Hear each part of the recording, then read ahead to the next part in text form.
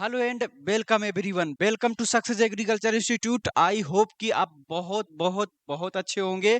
फिर आपके लिए लेके आया हूँ एक बहुत ही बेहतरीन क्लास। वो क्लास क्या रहने वाली है कि आज हम डिस्कस करने वाले हैं इंट्रोडक्शंस ऑफ हॉर्टिकल्चर। ठीक है। सो अभी तक जिस भी स्टूडेंट ने हमारे सक्सेस एग्रीकल्चर इंस्टीट्यूट के चैनल को लाइक सब्सक्राइब नहीं किया है तो सबसे पहले चैनल को लाइक कर लें, सब्सक्राइब कर लें एंड ज्यादा से ज्यादा दोस्तों के साथ शेयर कर ले।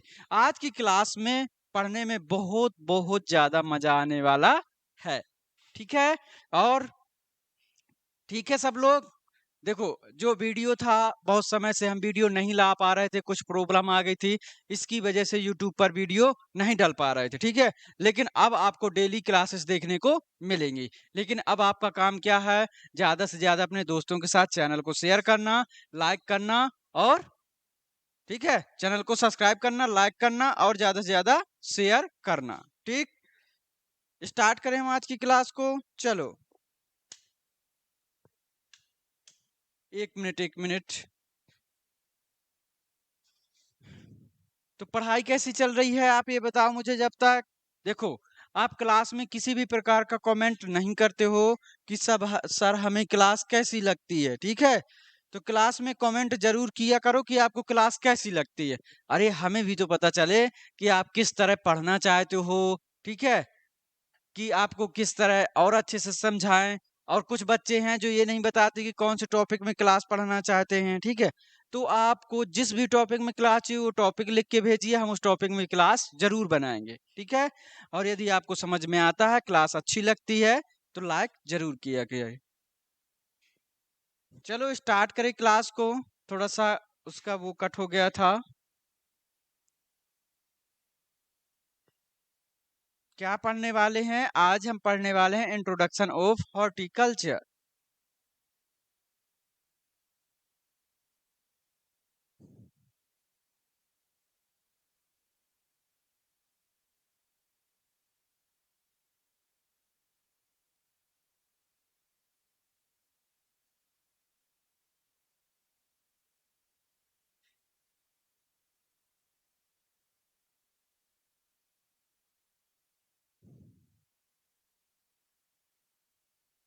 क्या पढ़ने वाले हैं? Introduction of horticulture. ये क्लास क्या रहेगी? 0 to हीरो क्लास। मतलब जिसको हॉर्टिकल्चर भी नहीं आता होगा उसको हॉर्टिकल्चर आने लगेगा। स्टार्ट करें, चलो। देखो, इंट्रोडक्शन ऑफ हॉर्टिकल्चर जिसे हिंदी में क्या कहते हैं? उद्यान विज्ञान का परिचय, या उद्यान विज्ञान का परिचय, या उद्यान शास्त्र का परिचय। ठीक है। क्या बोलते हैं? इंट्रोडक्शन ऑफ हॉर्टिकल्चर, जिसे हम हिंदी में बोलते हैं उद्यान विज्ञान का परिचय या उद्यान शास्त्र का परिचय। ठीक। चलो, बात करते हैं आगे। तो एक्चुअली हॉर्टिकल्चर होता क्या है? जब कोई कोर्स स्टार्ट करते हैं, कोई सब्जेक्ट पढ़ते हैं, तो हमें पता होना चाहिए कि हॉर्टिकल्चर है क्या। ठीक। तो हॉर्टिकल्चर किसे कहते हैं? तो हॉर्टिकल्चर जो शब्द है, क्या जो हॉर्टिकल्चर वर्ड्स है वह किस भाषा से लिया गया है? हॉर्टिकल्चर शब्द हमारी लैटिन भाषा से लिया गया। किससे लिया गया है? लैटिन भाषा से लिया गया है। हॉर्टिकल्चर शब्द कौन सी भाषा से लिया गया है? लैटिन भाषा से लिया गया है। क्या पहचान बताई थी मैंने? जिस शब्द के लास्ट में या अंत में क्या लगा हो, कल्चर लगा हो, तो किस भाषा से लिया जाएगा? किस भाषा से? किस भाषा से? लैटिन भाषा से लिया जाएगा। किससे? लैटिन भाषा से। और जिस शब्द के अंत में क्या लगा हो, वाई लगा हो अथवा लॉजी लगा हो, क्या लगा हो? वाई या लॉजी लगा हो, किस भाषा से लिया जाएगा? ग्रीक भाषा से लिया जाएगा। किससे टेक करेंगे, किससे लेंगे? ग्रीक भाषा से लेंगे। अरे क्लियर है? ठीक है। चलो, तो आपका जो हॉर्टिकल्चर शब्द है कौन सी भाषा से लिया गया है? लैटिन भाषा से लिया गया है। जो हॉर्टिकल्चर शब्द है वह लैटिन भाषा के दो शब्दों से मिलकर बना। पहला हॉर्टस, दूसरा है कल्चरा या कल्टस। ठीक है। पहला क्या है? पहला है हॉर्टस, दूसरा है कल्चरा या कल्टस। हॉर्टस मींस क्या होता है? गार्डन। और कल्चरा या कल्टस मींस होता है कल्टीवेशन करना। अर्थात गार्डन क्रॉप का ही अध्ययन करना क्या कहलाता है? हॉर्टिकल्चर कहलाता है। अब गार्डन क्या है, मैंने यहाँ क्रॉप क्यों नहीं लिखा, तो वो डिस्कस करेंगे। ठीक है। तो हिंदी में क्या है? उद्यान विज्ञान कृषि विज्ञान की वह शाखा है। क्या है? उद्यान विज्ञान कृषि विज्ञान की वह शाखा है जिसमें क्या करते हैं? उद्यान शास्त्र का, किसमें? उद्यान की फसलों का अध्ययन किया जाता है। उसी हम क्या कहते हैं? हॉर्टिकल्चर कहते हैं। हॉर्टिकल्चर क्या है? उद्यान विज्ञान कृषि विज्ञान की वह शाखा जिसमें उद्यान की फसलों का अध्ययन किया जाता है, उसी हम क्या कहते हैं? हॉर्टिकल्चर या उद्यान शास्त्र या उद्यान विज्ञान कहते हैं। यदि दूसरी तरह से डिफाइन करना चाहो तो हॉर्टिकल्चर क्या है? तो हॉर्टिकल्चर कृषि विज्ञान की वह शाखा है जिसमें flowers, fruits, vegetable and vegetable preservations का अध्ययन किया जाता है, स्टडी किया जाता है। तो उसी ही हम क्या कहते हैं? हॉर्टिकल्चर कहते हैं। अरे क्लियर है? क्लियर है? चलो, अब बात करते हैं। यहाँ पे गार्डन लिख के आया, तो ये गार्डन है क्या? ठीक। अरे ग्रीन पिन दिख रहा है, नहीं तो दूसरा पिन यूज करूं? ठीक है। तो देखो, गार्डन क्रॉप क्या होती है? तो पहले बात करते हैं हम क्रॉप्स की। ठीक है, कि क्रॉप्स जैसे हिंदी में बोलते हैं फसल। तो क्रॉप्स जो होती है हमारी दो प्रकार की होती है। एक होती है फील्ड क्रॉप,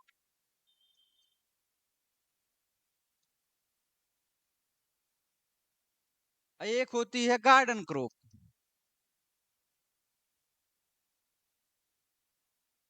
कौन सी? एक होती है हमारी फील्ड क्रॉप और एक होती है गार्डन क्रॉप्स। तो क्रॉप्स क्या होती है? अरे क्रॉप्स क्या होती है? तो क्रॉप्स की बात करें, चलो।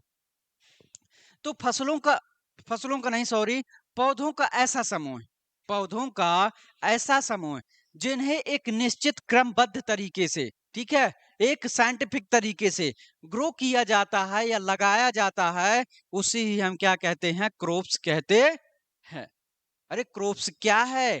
पौधों का एक समूह है, पौधों का ऐसा समूह है जिन्हें एक निश्चित सिस्टमैटिक तरीके से, ठीक है, एक साइंटिफिक तरीके से पौधों को लगाया जाता है, तो उसी हम क्या कहते हैं? क्रॉप्स कहते हैं। ठीक। अब क्रॉप्स हमारी दो प्रकार की होती है। पहली होती है फील्ड क्रॉप्स और दूसरी होती है गार्डन क्रॉप्स। अब फील्ड क्रॉप क्या है और गार्डन क्रॉप क्या है? ठीक है। तो फील्ड क्रॉप क्या होती है? जो हमारे लिए एसेंशियल होती है, ऐसी क्रॉप जिनके बिगैर हमारा जीवन संभव नहीं है, अर्थात वो हमारे लिए क्या होती हैं? एसेंशियल होती हैं। तो ऐसी ही क्रॉप को हम क्या कहते हैं? फील्ड क्रॉप कहते हैं। ऐसी क्रॉप जो बहुत एसेंशियल होती हैं, अर्थात हमारे जीवन के लिए बहुत जरूरी होती हैं, उन्हें यहाँ क्या कहते हैं? फील्ड क्रॉप्स कहते हैं। तो इसमें आपकी सारी की सारी एग्रोनॉमी क्रॉप्स, जो आपकी एग्रोनॉमी क्रॉप्स हैं, सारी की सारी क्या होती हैं? फील्ड क्रॉप्स होती हैं। जो आपकी एग्रोनॉमी क्रॉप है वो सारी की सारी क्या होती हैं? फील्ड क्रॉप्स होती हैं। अरे क्लियर है? समझ में आ रहा? चलो, बात करते हैं गार्डन क्रॉप्स की। तो गार्डन क्रॉप्स क्या होता है?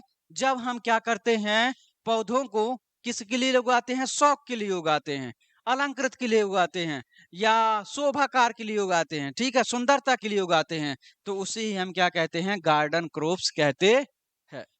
गार्डन क्रॉप्स समझ में आया? क्रॉप्स किसे कहते हैं? फसलों का ऐसा समूह जिन्हें सिस्टमैटिक तरीके से ग्रो किया जाता है, जिनका मेन उद्देश्य क्या होता है? उससे इकोनॉमिक वैल्यू, अर्थात आर्थिक उद्देश्य की पूर्ति के लिए उगाया जाता है या आर्थिक उद्देश्य की पूर्ति करती हैं, क्रॉप्स कहलाती हैं। क्रॉप्स हमारी दो प्रकार की होती हैं, field crops, garden crops. Field crops क्या होती हैं? ऐसी फसलें जो हमारे लिए एसेंशियल होती हैं, अर्थात जिसके बगैर जीवन संभव नहीं है, फील्ड क्रॉप्स कहलाती हैं। सारी की सारी एग्रोनॉमी क्रॉप्स फील्ड क्रॉप्स होती हैं। दूसरी बात करते हैं गार्डन क्रॉप्स। ऐसी क्रॉप जिन्हें व्यक्ति सुंदरता के लिए, शौक के लिए उगाता है, ठीक है, अलंकृत के लिए उगाता है ताकि अच्छा लगे, तो उसे हम क्या कहते हैं? गार्डन क्रॉप्स कहते हैं। सारी की सारी हॉर्टिकल्चर क्रॉप्स क्या, सारी की सारी हॉर्टिकल्चर क्रॉप्स,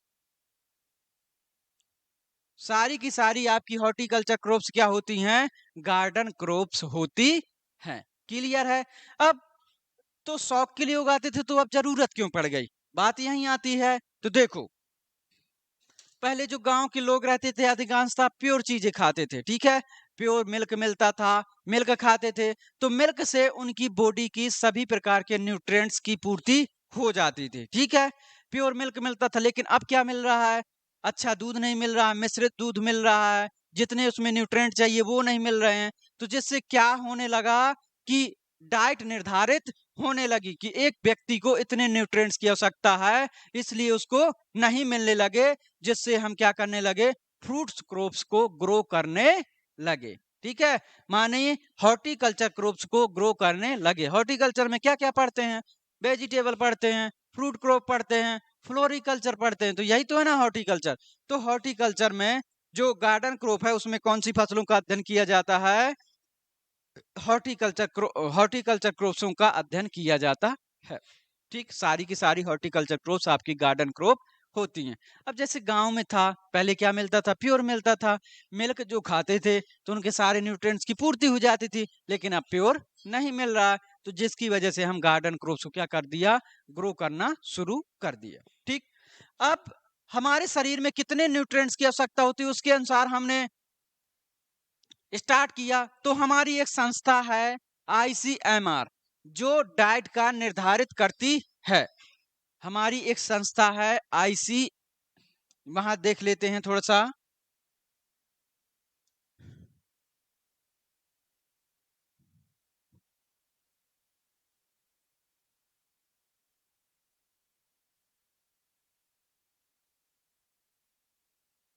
देखो, हमारी एक संस्था है आईसीएमआर, क्या है? हमारी एक संस्था है आईसीएमआर, क्या है? हमारी एक संस्था है आईसीएमआर, जिसे हम क्या कहते हैं? इंडियन काउंसिल ऑफ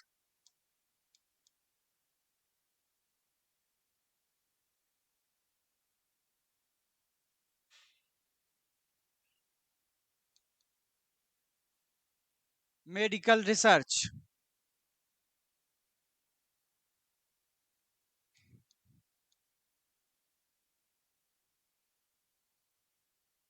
क्या कहते हैं? Indian council of medical research. क्या कहते हैं? Indian council of medical research, जो कहां पर स्थित है? न्यू दिल्ली में स्थित है। कहां पर? न्यू दिल्ली में स्थित है।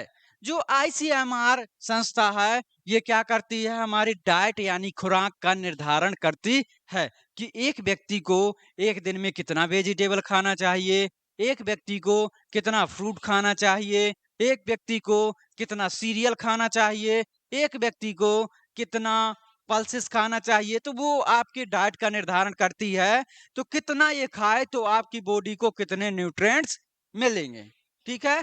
तो वो कौन निर्धारण करती है? ICMR, Indian council of medical research, जो कहां पर स्थित है? नई दिल्ली में स्थित है।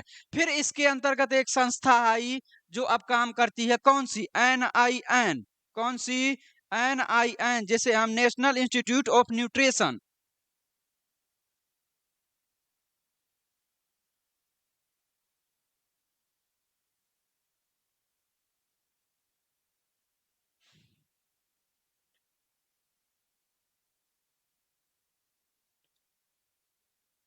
नेशनल इंस्टीट्यूट ऑफ न्यूट्रिशन, जो कहां पर स्थित है? हैदराबाद में स्थित है। कहां पर? हैदराबाद में, हैदराबाद में स्थित है, ठीक? अब ये क्या करती है? हमारी डाइट यानी खुराक का निर्धारण करती है। तो बात करें, हम यहाँ पे क्या पढ़ने वाले हैं? हॉर्टिकल्चर में आपकी फ्रूट क्रॉप, वेजिटेबल क्रॉप, तो उसी का अध्ययन करेंगे, सीरियल पल्सेस को छोड़ देंगे, ठीक है? तो एक दिन में जैसे फ्रूट की बात करें, एक दिन में एक व्यक्ति को कितने फ्रूट खाना चाहिए, ठीक है? तो कितने खाना चाहिए? 150 ग्राम। कितने? 150 ग्राम प्रति व्यक्ति प्रतिदिन। प्रति व्यक्ति प्रतिदिन क्या खाना चाहिए? फ्रूट खाना चाहिए। फ्रूट कितने खाना चाहिए? 150 ग्राम। कितने? एक दिन में प्रति व्यक्ति को, ठीक है?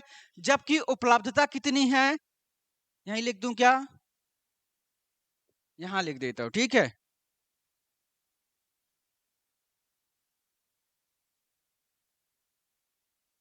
जबकि उपलब्धता कितनी है किसकी? फ्रूट की। फ्रूट की उपलब्धता कितनी है? 126 ग्राम। कितनी? 126 ग्राम प्रति व्यक्ति प्रतिदिन। ये है आपकी उपलब्धता। ठीक, अब बात करते हैं वेजिटेबल की।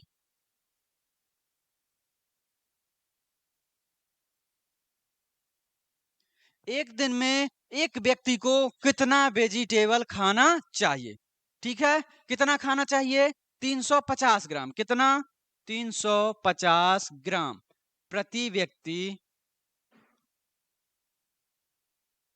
प्रतिदिन।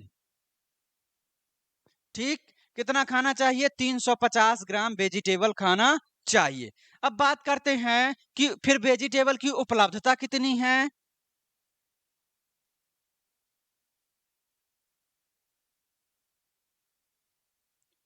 उपलब्धता कितनी है? तो वेजिटेबल की उपलब्धता है 286 ग्राम। कितनी? 286 ग्राम प्रति व्यक्ति प्रतिदिन। इस डाटा को अच्छे से नोट कर लेना। यदि स्क्रीनशॉट लेना चाहते हो तो स्क्रीनशॉट ले सकते हो। एक दिन में एक व्यक्ति को कितना वेजी फ्रूट खाना चाहिए? 150 ग्राम। उपलब्धता कितनी है? 126 ग्राम। ठीक, एक दिन में एक व्यक्ति को वेजिटेबल कितना खाना चाहिए? 350 ग्राम। उपलब्धता कितनी है? 286 ग्राम। ठीक, अरे क्लियर है भाई? समझ में आ रहा हो तो चैनल को सब्सक्राइब कर लेना और दोस्तों के साथ शेयर कर लेना। ठीक है, चलो अब आते हैं अपनी स्लाइड पर।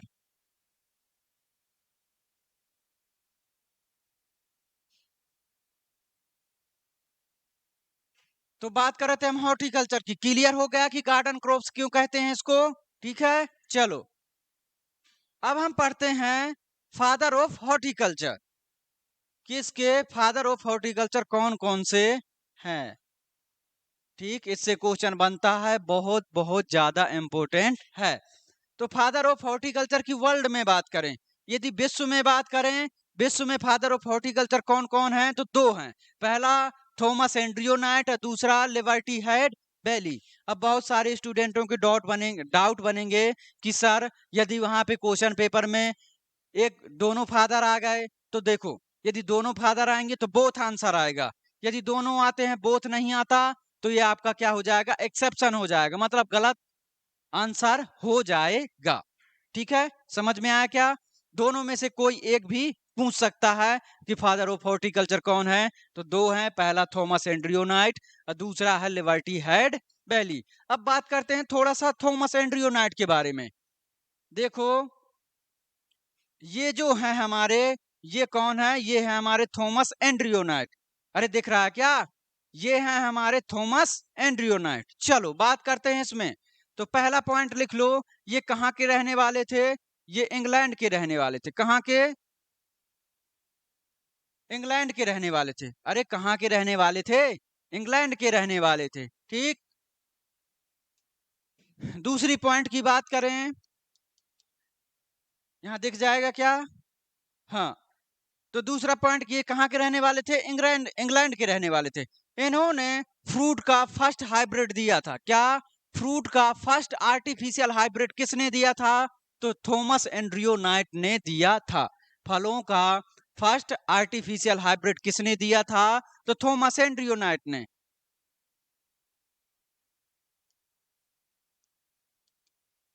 फ्रूट का फर्स्ट हाइब्रिड, फ्रूट का फर्स्ट हाइब्रिड, या आप लिख सकते हो कि क्या? Artificial hybridisation. फ्रूट का आर्टिफिशियल हाइब्रिडाइजेशन किसने करवाया था? तो थॉमस एंड्रयू नाइट ने करवाया था। ठीक, अब तीसरी बात, तो इन्होंने किस फ्रूट पर हाइब्रिडाइजेशन करवाया था? किस फ्रूट पर इन्होंने क्या करवाया था? हाइब्रिड दिया था। तो किस पर? एप्पल पर। किस पर? एप्पल पर। अरे किस पर भाई दिया था? एप्पल यानी सेव पर दिया था। और कब दिया था? चौथा पॉइंट बना के लिख लेना, कब दिया था? 1800 में दिया था। अरे थॉमस एंड्रयू नाइट से इतनी बातें क्लियर हैं क्या? हैं? देखो, Thomas Andrew night father of horticulture कहलाते हैं वर्ल्ड में। ये कहाँ के रहने वाले थे? इंग्लैंड के रहने वाले थे। इन्होंने फ्रूट का फर्स्ट आर्टिफिशियल हाइब्रिड दिया था, या फर्स्ट आर्टिफिशियल हाइब्रिडाइजेशन फ्रूट का किसने करवाया था? तो थॉमस एंड्रयूनाइट ने करवाया था। उसके बाद आता है किस फ्रूट क्रॉप में दिया था? तो आपके एप्पल में दिया करवाया था। कब दिया था? तो 1800 में दिया था। यह 1800 में आपका आर्टिफिशियल हाइब्रिडाइजेशन क्रॉस को करवाया था। अरे क्लियर है भाई? चलो अब आपकी बात करते हैं दूसरे साइंटिस्ट की। किसकी? दूसरे साइंटिस्ट की। ये आपका कौन सा साइंटिस्ट हो गया? ये हो गया ये। अब दूसरे साइंटिस्ट है हमारे लिबर्टी हेड बैली। कौन? लिबर्टी हेड बैली। अब इसके ऊपर पॉइंट लिखो। पहला पहला पॉइंट तो क्या है आपका? फादर ऑफ हॉर्टिकल्चर वर्ल्ड में कौन है? लिबर्टी हेड बैली भी है। यह कहाँ के रहने वाले हैं? यूएसए। कहाँ के? यूएसए यानी अमेरिका के। कहाँ के? अमेरिका के रहने वाले हैं। दूसरा पॉइंट, इन्होंने वेजिटेबल शब्द दिया था। क्या? कौन सा शब्द दिया था? यदि आपसे पूछे कि वेजिटेबल शब्द किसने दिया था, तो आपके लिबर्टी हेड वैली ने दिया था। तीसरा पॉइंट, इन्होंने कुकरबिट शब्द दिया था। क्या दिया था? कुकरबिट्स शब्द को किसने दिया था? तो आपके लिबर्टी हेड वैली ने दिया था। चौथा पॉइंट, इन्हें फादर ऑफ वेजिटेबल भी कहा जाता। क्या कहा जाता है? फादर ऑफ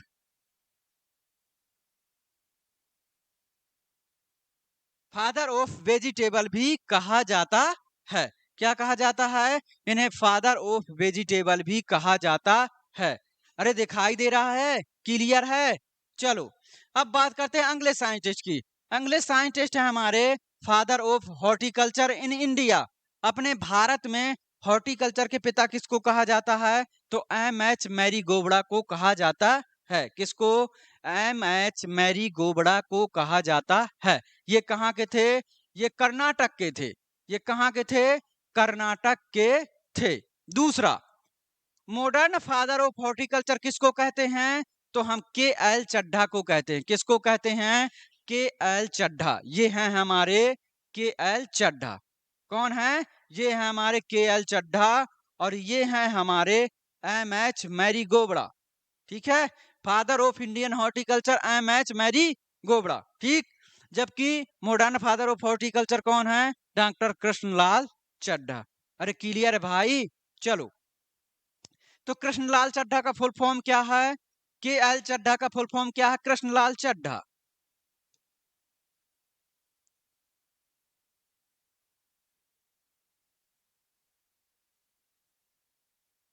क्या है?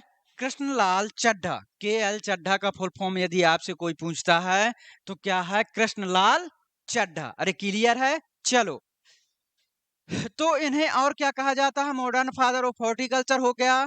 दूसरा पॉइंट, ये कहाँ के हैं? तो ये पाकिस्तान में हैं। ठीक है, पाकिस्तान के हैं। पहले ये इंडिया के थे, लेकिन जब हमारा इंडिया और पाकिस्तान का बंटवारा हुआ तो ये पाकिस्तान में चले गए। ठीक है, तो ये कहाँ के थे? पाकिस्तान के थे। अरे कहाँ के थे? पाकिस्तान के। पहला पॉइंट। दूसरा पॉइंट नोट करके लिखो कि इन्हें फादर ऑफ गोल्डन रेवोल्यूशन भी कहा जाता है। क्या कहा जाता?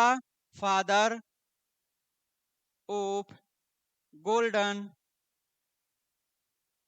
रेवोल्यूशन भी कहा जाता है। ठीक है, फादर ऑफ गोल्डन रेवोल्यूशन भी इनको कहा जाता है। ये हुई हमारी के एल चड्ढा से बातें। आपको स्क्रीनशॉट लेना हो तो स्क्रीनशॉट ले लो। बढ़ते हैं आगे। हो गया? चलो,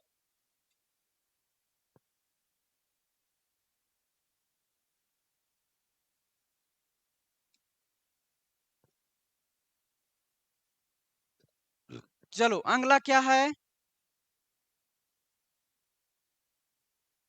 अगला क्या है? फादर ऑफ सिस्टमैटिक पोमोलॉजी किसको कहा जाता है? तो डी कैंडोले को कहा जाता है। फादर ऑफ सिस्टमैटिक पोमोलॉजी किसको कहा जाता है? डी कैंडोले को कहा जाता है। जबकि फादर ऑफ पोमोलॉजी किसको कहा जाता है? तो चार्ल्स डोइंग को कहा जाता है। किसको कहा जाता है? चार्ल्स डोइंग को कहा जाता है। जबकि हॉर्टिकल्चर वर्ड्स का सबसे पहले यूज किसने किया था? तो ई फिलिप्स ने किया था। किसने? ई फिलिप्स ने किया था। हॉर्टिकल्चर शब्द का सबसे पहले यूज किसने किया था? ई फिलिप्स ने किया था। ये हैं हमारे कौन? Father of pomology Charles doing, और ये हैं हमारे डी कैंडोले। कौन है? डी कैंडोले। ई फिलिप्स की फोटो नहीं लगी हुई है, फिर मैं कभी उसको लगा दूंगा, नहीं तो आप गूगल बाबा में जाके सर्च करना कि ई फिलिप्स हमारे कैसे दिखते हैं, तो आपको फोटो मिल जाएगी। ठीक, तो फादर ऑफ सिस्टमैटिक पोमोलॉजी कौन है? डी कैंडोले हैं। फादर ऑफ पोमोलॉजी कौन है? चार्ल्स डोइंग है। यू यूज्ड हॉर्टिकल्चर वर्ड, सबसे पहले हॉर्टिकल्चर शब्द का यूज किसने किया था? ई फिलिप्स ने किया था। यहां तक बातें क्लियर हैं? अरे क्लियर हैं? चलो,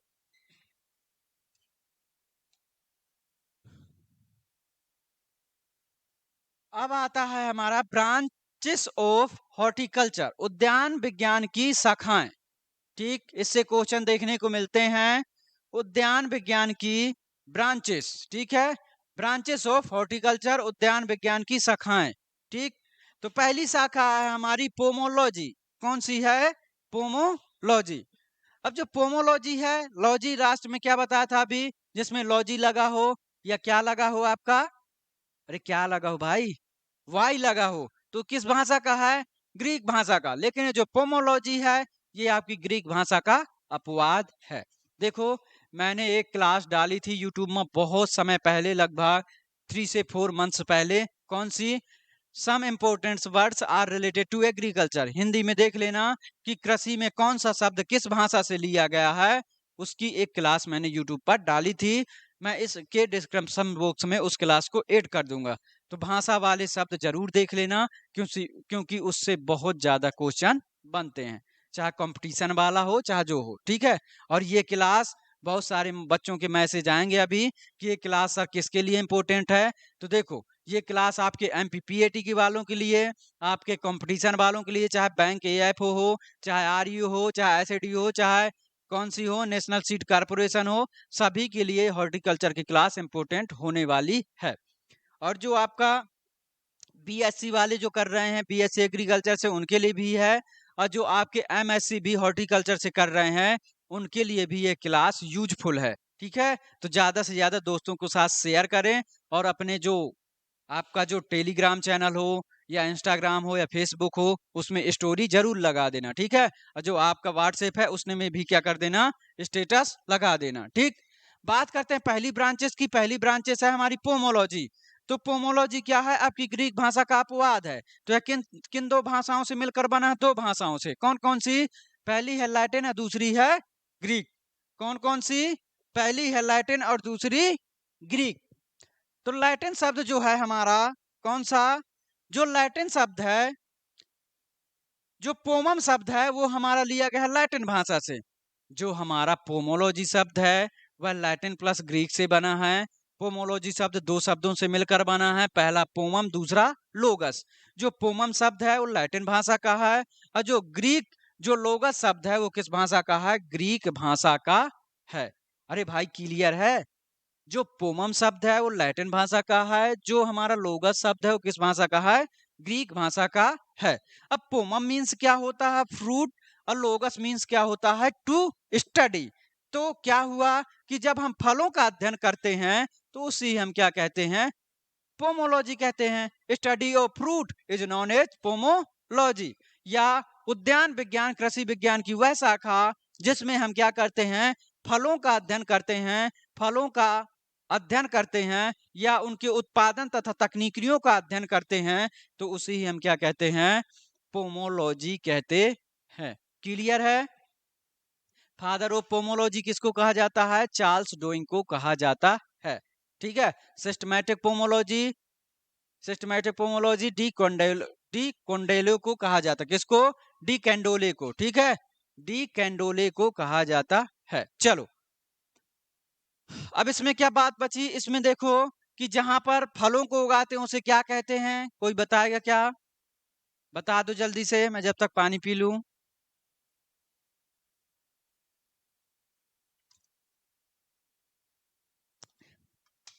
देखो, जहां पर फलों को उगाते हैं उसे क्या कहते हैं? ऑर्चर्ड कहते हैं। क्या कहते हैं? ऑर्चर्ड कहते हैं। जैसे हिंदी में बोलते हैं बगीचा। अरे यही बोलते भाई, ठीक है। तो जहां पर फलों को उगाते हैं उसे हम क्या कहते हैं? ऑर्चर्ड यानी बगीचा कहते हैं। और जो इसका विशेषज्ञ होता है, फलों के अध्ययन करने वाला होता है, उसे हम क्या कहते हैं? क्या कहते हैं? पोमोलॉजिस्ट कहते हैं। हो गई। चलो बात करते हैं अगली ब्रांचेस की। अगली ब्रांचेस है हमारी ओलेरी कल्चर। कौन सी है? अगली ब्रांचेस है हमारी ओलेरी कल्चर। जो ओलेरी कल्चर है वह लैटिन भाषा से लिया गया है। क्यों? क्योंकि इसमें लास्ट में कल्चर लगा हुआ है। तो ओलेरी कल्चर हमारे लैटिन भाषा के दो शब्दों से मिलकर बना है। पहला ओलेरिस, दूसरा कल्चर या कल्चरा या कल्टस। कौन सा? ओलेरिस, दूसरा कल्चरा या कल्टस। ठीक, समझ में आ रहा? ओके। तो ओलेरिस मीन्स क्या होता है? हर्बेसियस प्लांट, मतलब शाकीय पौधे। क्या?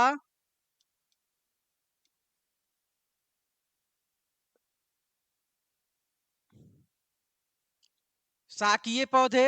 और कल्चरा या कल्टस मीन्स क्या होता है? कल्टीवेशन। ठीक है। तो जब अब यहां से आप डिफिनीशन बनाओगे तो कहोगे कि जो हर्बेसियस प्लांट का अध्ययन करते हैं उसे हम ओलेरी कल्चर कहते हैं। ऐसा नहीं है। ठीक है। तो क्या है इसकी डिफिनीशंस? जब वेजिटेबल उद्यान विज्ञान की वह शाखा जिसमें सब्जियों और सब्जियों की उत्पादन तकनीकियों का अध्ययन किया जाता है, तो उसी हम क्या कहते हैं? ओलेरी कल्चर कहते हैं। अरे क्लियर है? जहां पर सब्जियों को उगाते हैं उसे क्या कहते हैं? वेजिटेबल फार्म कहते हैं। क्या कहते हैं? वेजिटेबल फार्म कहते हैं। अरे भाई लिख दूं, लो। जहां पर सब्जियों को उगाते हैं उसे क्या कहते हैं? वेजिटेबल फार्म कहते हैं। और जो इसका अध्ययन करता है वो क्या कहलाता है? अरे क्या कहलाता है? ओलेरी कल्चरिस्ट कहलाता। क्या कहलाता है? ओलेरी कल्चरिस्ट कहलाता है। क्लियर है? चलो अब यहाँ पे एक बात आती है हर्बेसियस प्लांट की। कोई बताएगा क्या हर्बेसियस प्लांट किसे कहते हैं? चलो मैं ही बता देता हूं आपको। ठीक है। तो देखो, वहां क्वेश्चन यदि पूछा जाता है कि ओलेरिस मींस क्या होता है, तो हर्बेसियस प्लांट ही लिखना, ना कि वेजिटेबल। इसीलिए मैं इसको स्लाइड को लेके आया हूं। ठीक है। क्योंकि बहुत सारे बच्चे अभी भी गलती कर रहे हैं कि ओलेरिस मींस क्या होता है? वेजिटेबल। नहीं, ओलेरिस मींस होता है हर्बेसियस प्लांट, जबकि ओलेरी कल्चर में स्टडी करते हैं वेजिटेबल की। ठीक। तो जो ओलेरी कल्चर है वो हमारे लैटिन भाषा के दो शब्दों से मिलकर बना है, ओलेरिस व दूसरा कल्चरा या कल्टस। ओलेरिस मीन्स होता है हर्बेसियस प्लांट और कल्चरा या कल्टस कल्टस मीन्स होता है कल्टीवेशन करना। ठीक। तो अब हर्बेसियस प्लांट क्या होते हैं? तो पहले हम बात करते हैं प्लांट्स। तो पौधे हमारे दो प्रकार के होते हैं। पहला हर्बेसियस प्लांट, दूसरा होता है वुडी प्लांट।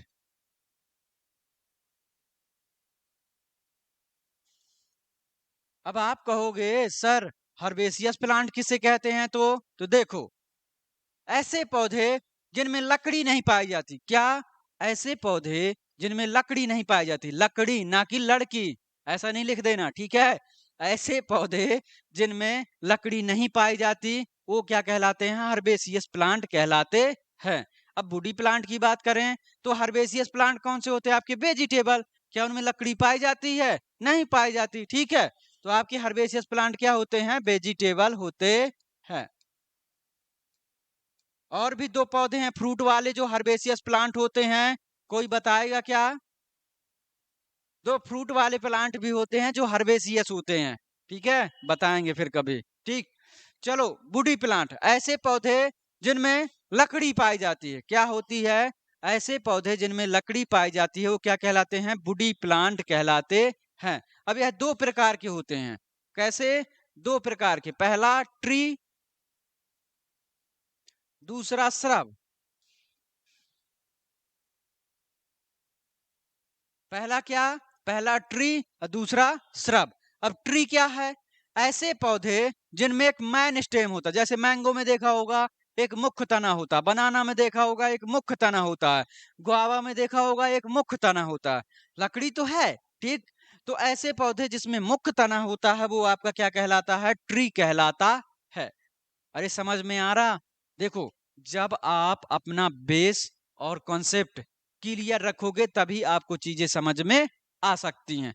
यदि कोई पढ़ाने वाला होता तो ऊपर ऊपर ब्रांचेस बता देता कि आपकी ओलेरीकल्चर है, ओलेरीकल्चर में सब्जियों का अध्ययन किया जाता है, उसे ओलेरीकल्चर कहते हैं, तो मैं भी पढ़ा दूं। लेकिन ऐसा नहीं है, अलग तरीके से ही हम पढ़ते हैं। ठीक है, ट्री क्या है?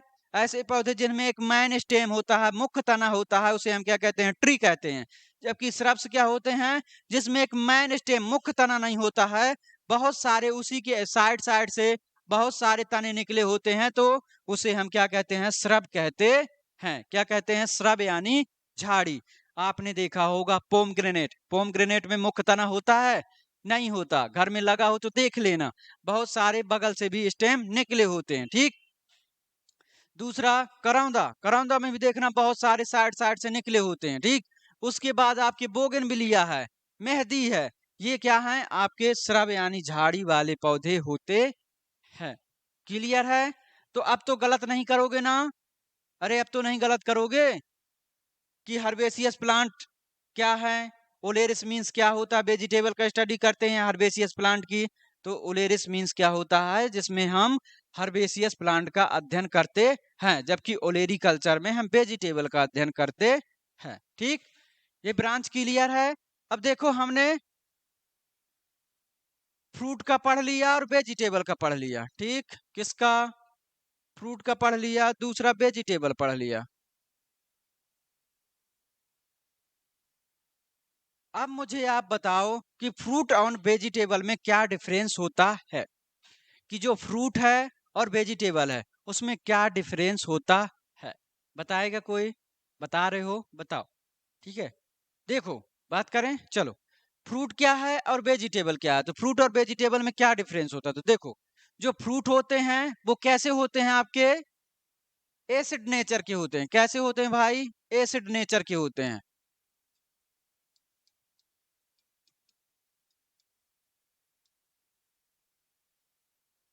जो फ्रूट होते हैं आपके कैसे होते हैं? एसिड नेचर के होते हैं, मतलब अम्लीय प्रवृत्ति के होते हैं या अम्लीय प्रकृति के होते हैं, केवल दो को छोड़कर। कौन कौन से?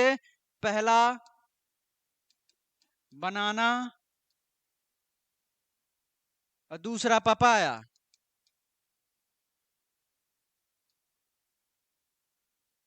कौन सा? पहला बनाना और दूसरा पपाया। तो आप कहोगे ये सर कैसे होते हैं? तो ये आपके कैसे होते हैं? बेसिक नेचर के होते हैं। कैसे? बेसिक नेचर के।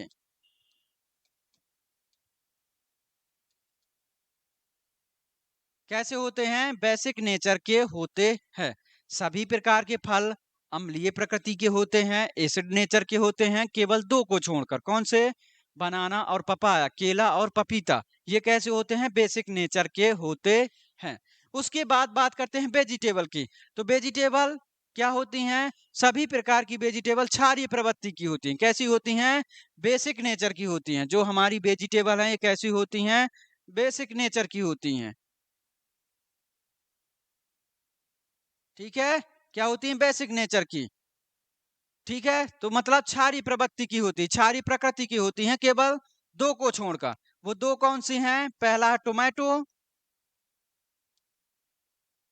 पहला टोमेटो, दूसरा है रूहबाब।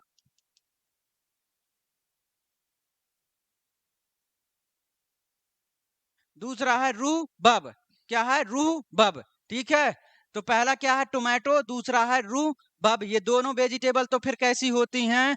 ये दोनों वेजिटेबल हमारी एसिड नेचर की होती हैं। कैसी होती हैं? एसिड नेचर की होती है। अरे भाई क्लियर है? देखो, पढ़ोगे तभी मजा आएगा। इस क्लास को आपको देख लोगे एक बार तो आपको भी लगेगा कि हाँ कोई सर आपको पढ़ा रहा है। ठीक है, तो ज्यादा से ज्यादा दोस्तों के साथ शेयर करना ताकि वो भी पढ़ ले। और देखो, ये क्लास फ्री ऑफ कॉस्ट चलती है और सभी प्रकार के लिए कॉम्पिटिशन्स के लिए यह यूजफुल है। ठीक, चलो बात करते हैं आगे। स्क्रीनशॉट लेना हो तो ले लो जल्दी से। हो गया? चलो बात करते हैं अगली ब्रांचेस की। अगली ब्रांचेस है हमारी फ्लोरिकल्चर। कौन सी? फ्लोरिकल्चर कौन सी है? फ्लोरिकल्चर, जो कौन सी भाषा से लिया गया है? लैटिन भाषा से लिया गया है। अरे अगली कौन सी ब्रांचेस है? अगली ब्रांचेस है फ्लोरिकल्चर। फ्लोरिकल्चर कौन सी भाषा से लिया गया है? लैटिन भाषा से। क्यों लिया गया है? क्योंकि लास्ट में कल्चर लगा हुआ, ठीक। तो फ्लोरिकल्चर लैटिन भाषा के दो शब्दों से मिलकर बना। पहला फ्लोरिस, दूसरा कल्चरा या कल्टस। फ्लोरिस मीन्स फ्लावर, और कल्चरा या कल्टस मीन्स क्या होता है? कल्टीवेशन करना।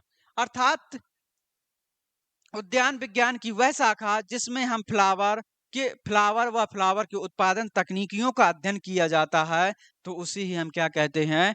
फ्लोरिकल्चर कहते हैं। समझ में आया क्या? फ्लोरिकल्चर लैटिन भाषा के दो शब्दों से मिलकर बना है। फ्लोरिस, कल्चरा या कल्टस। फ्लोरिस मीन्स फ्लावर, और कल्चरा या कल्टस मीन्स कल्टीवेशन करना। अर्थात जहां पर फ्लावर्स का कल्टीवेशन करते हैं, उसी हम क्या कहते हैं? फ्लोरिकल्चर कहते हैं। या उद्यान विज्ञान की वह शाखा जिसमें फूल वाले पौधों का अध्ययन किया जाता है, वह क्या कहलाता है? फ्लोरिकल्चर कहलाता है। जहां पर फ्लावर्स को उगाते हैं उसे क्या कहते हैं? गार्डन या पार्क कहते हैं। जहां पर फ्लावर्स को उगाते हैं उसे क्या कहते हैं? गार्डन या पार्क कहते हैं। और जो इसका अध्ययन करता है उसे क्या कहते हैं? फ्लोरिकल्चरिस्ट कहते हैं। क्या कहते हैं?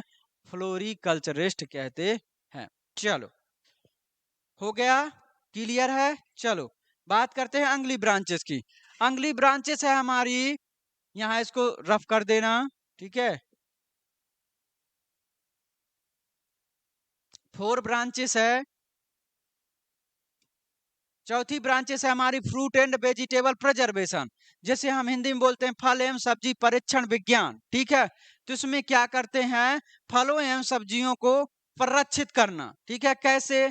जैसे मैंगो का अचार बना लिया, टोमेटो का सॉस चटनी बना लिया, केचप बना लिया, ठीक है। और जो आपके बहुत सारे हैं चीजें जिनकी प्रोसेसिंग करते हैं, है ना। तो फलों एवं सब्जियों को संरक्षित रखना, जिससे लॉन्ग टाइम तक रख सके बिना खराब हुए, उसी हम क्या कहते हैं? फ्रूट एंड वेजिटेबल प्रिजर्वेशन कहते हैं। समझ में आया क्या? फ्रूट एंड वेजिटेबल प्रिजर्वेशन क्या है? फलों एवं सब्जियों को संरक्षित रखने के लिए जब उसकी तकनीकियों का अध्ययन किया जाता है, तो फ्रूट एंड वेजिटेबल प्रिजर्वेशन कहलाता है, ठीक। देखो, इसके अंतर्गत फल एवं सब्जियों को लंबे समय तक सुरक्षित रखने के लिए संबंधित सिद्धांतों या मेथड का अध्ययन किया जाता है, उसी ही क्या कहते हैं? फ्रूट एंड वेजिटेबल प्रिजर्वेशन कहते हैं। सो आज के लिए इतना ही था। देखो, अभी इसके बाद और भी ब्रांचेस बची हुई हैं, तो उन ब्रांचेस को डिस्कस करेंगे फिर कभी, ठीक है। आज के लिए इतना ही टाइम था। तो मुझे आई होप कि आपको ये क्लास बहुत बहुत ज्यादा अच्छी लगेगी। यदि अच्छी लगती है तो लाइक करना, कमेंट जरूर किया करो क्लास में कि आपको क्लास कैसी लगती है। अपने दोस्तों के साथ ज्यादा से ज्यादा जरूर शेयर करना, ठीक है। फिर मिलते हैं एक नई क्लास के साथ। तब तक के लिए बाय बाय। जय हिंद, जय भारत।